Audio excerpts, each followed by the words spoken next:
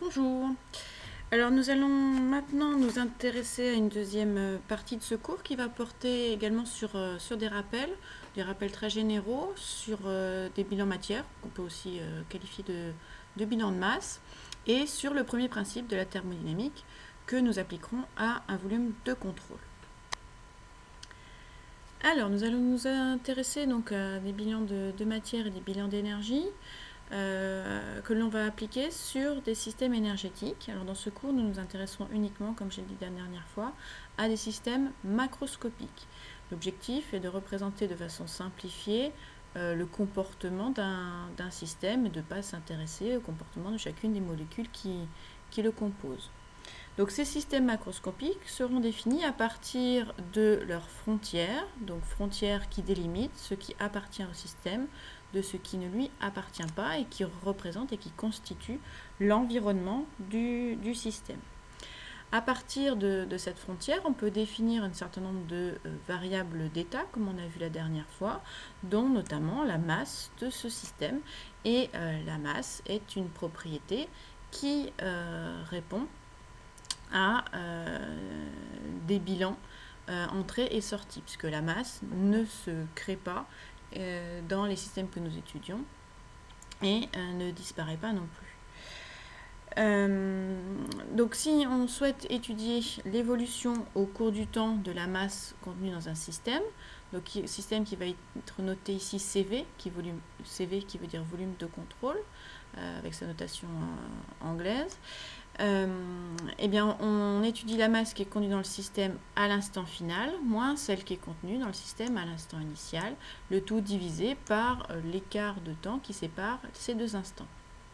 Donc à partir de ça, on peut définir la variation de la masse contenue dans notre système, et cette variation de masse dépend de la quantité de matière qui est rentrée et de la quantité de matière qui est sortie du système au cours de cette même période. Donc quantité de matière qui est rentrée ici par l'entrée notée E et quantité de matière qui a pu sortir ici sur la partie notée S. Donc entre l'instant initial et l'instant final, on a une variation de la quantité de masse contenue dans notre système. Et cette équation définie sur une période relativement longue peut également être définie de façon instantanée.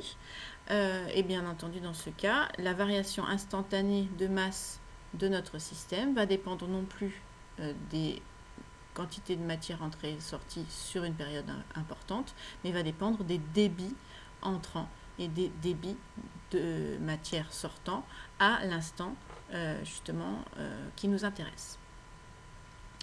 Alors ce bilan qui a été fait ici sur un système avec une entrée et une sortie est bien entendu, peut bien entendu être étendu à un système qui comprend plusieurs entrées et ou plusieurs sorties.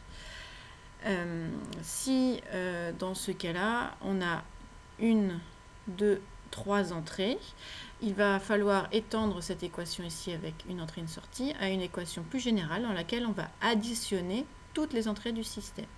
Et pour cet exemple-là, on a une sortie. Dans ces cas-là, on aura un seul terme ici à cette somme, mais c'est bien entendu possible de l'étendre à un système à plusieurs sorties également. Donc la variation instantanée de masse du système ici défini par sa frontière dépend de l'ensemble des débits entrants et de l'ensemble des débits sortants. À noter qu'entre les deux sommes, vous avez un signe moins ici, parce que par définition, un débit est une grandeur positive.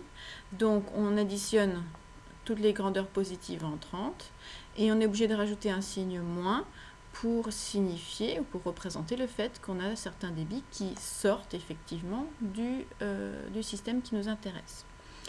Pour la masse, de la même façon que pour l'énergie, dans ce cours, on comptera positivement tout ce qui rentre dans notre système et on comptera négativement tout ce qui sort de notre système. Donc sur ce schéma, vous avez également représenté ici un travail échangé par le système qui nous intéresse. Alors ce travail est bien entendu pas à prendre en compte dans le bilan de matière, mais sera pris en compte dans le premier principe de la thermodynamique que nous verrons tout à l'heure.